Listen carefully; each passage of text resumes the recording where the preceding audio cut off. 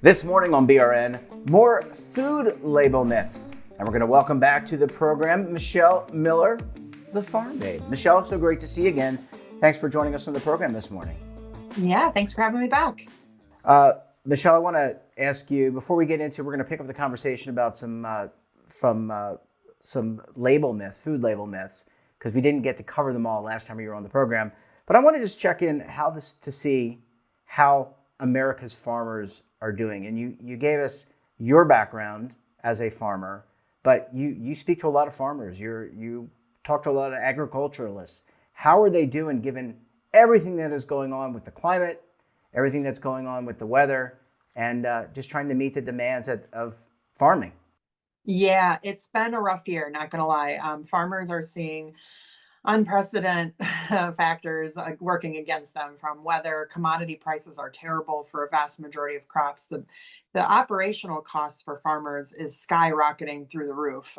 But oftentimes commodity prices are so low. Well, and again, this is a very broad term, right? Like it's hard to paint the entire industry with one brush, but Sure. coming from the Midwest as a row crop farmer myself is more my farming background. A lot of them are the cost of goods is less than the cost of production.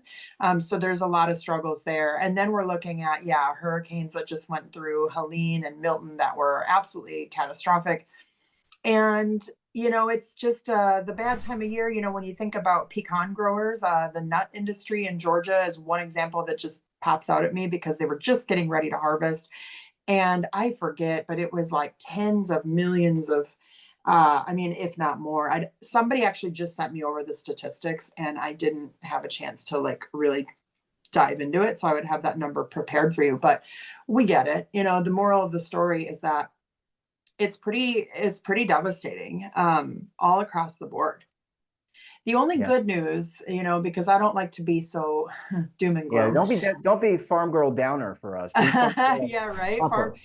farm babe Debbie Downer. I'm sorry, farm babe. Yeah. Sorry. Yeah, so it's the good news is that for a lot of growers yields have been pretty good. I mean, like again, I'm in Iowa today, even though I live in Florida. I spend a lot of time up here kind of going back and forth, and I speak all across the country. And I have heard from a majority of growers that for them the yields have been good because they had a good season as far as rain and weather for growing. So the good news is that for a majority, and obviously we can't say this across the country for everybody, but at least we're seeing some good production. Yeah, that's important because more production means that you can sell more and earn back at least some on your expenses.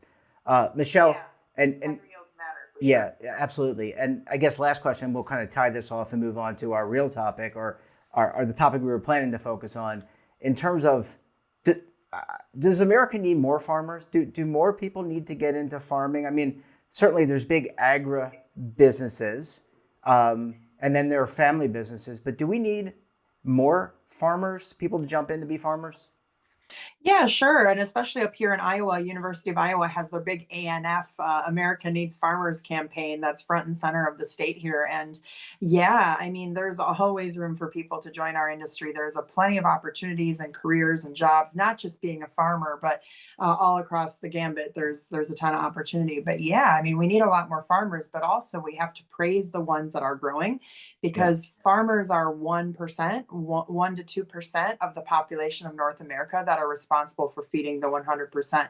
And as equipment costs and land values and everything else just keeps continuing to skyrocket, like the average combine now or cotton picker, I mean, they're like over $1 million or, give or take. But these tractors and equipment, it's like, unless you're running, tens of thousands of acres, you're not going to get your ROI. So the business of farming is farmers are not dumb, right? I think a lot of times people are like, oh, you're just, country bumpkin, oh, farmer in bib overalls. And it's like the perception versus reality of them being very intelligent, very excellent businessmen. And I think sometimes big ag gets a bad rap, but it should be the opposite because the only way you can grow your business is if you're a good businessman, if you're or a woman.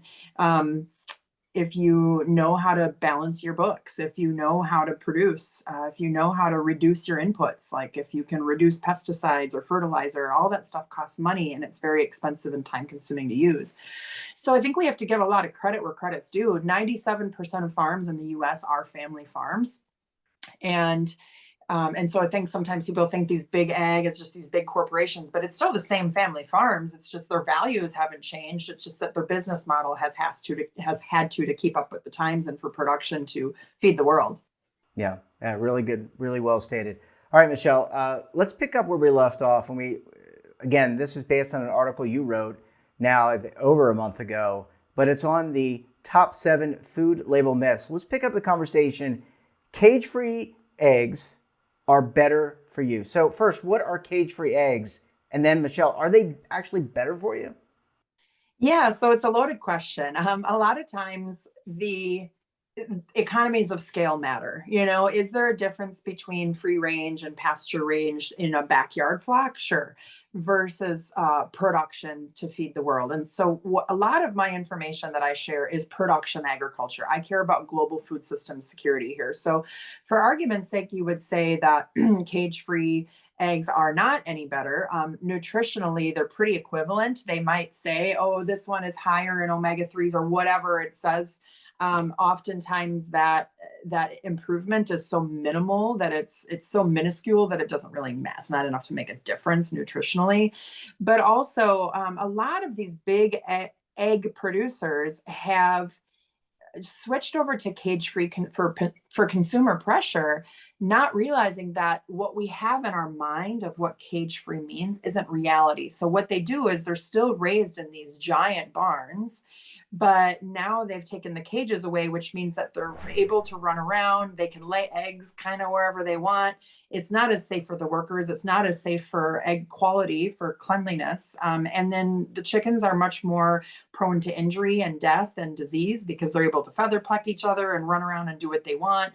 And so the whole reason why caged egg systems were invented in the first place was to reduce those problems, was to reduce the mortality, where you can have a clearer area of monitoring every bird's health. And you can know that when they lay that egg, it rolls down onto a conveyor. It's not touched. It's not pooped on. It's nothing like that. So it's a very automated system.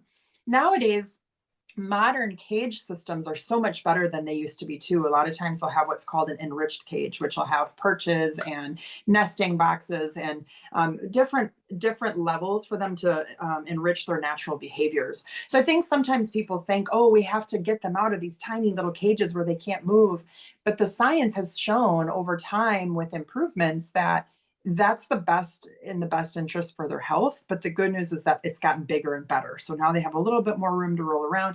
At the end of the day, the less stressed an animal is, the better it will produce. So you might not even have as good a production with the cage free. They're still kind of raised the same.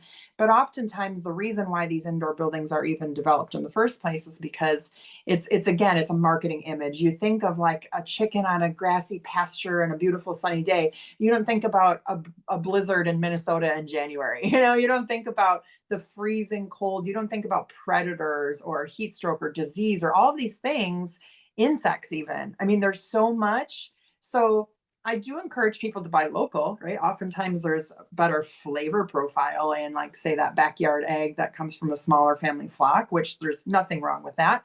But as far as global food production, like how do we feed the Walmarts and the restaurant chains of the world, it's production, and cage-free does not mean that it's better usually. Well, Michelle, we're going to conclude part 1 of our conversation, but tomorrow when we pick up the conversation, we're going to dispel some other food myths from Michelle. Michelle, thanks so much for joining us, and we look forward to having you back on the program again tomorrow. Absolutely. Thank you. Thanks, Michelle. We look forward to continuing the conversation in part 2 tomorrow. And don't forget to subscribe to our daily newsletter, The Morning Pulse. Details at our website. And we're back again tomorrow, as I said, with part 2 of our conversation with Michelle Miller, the Farm Babe. I'm Jeff Snyder. Stay safe, keep on saving, and don't forget, roll with the changes.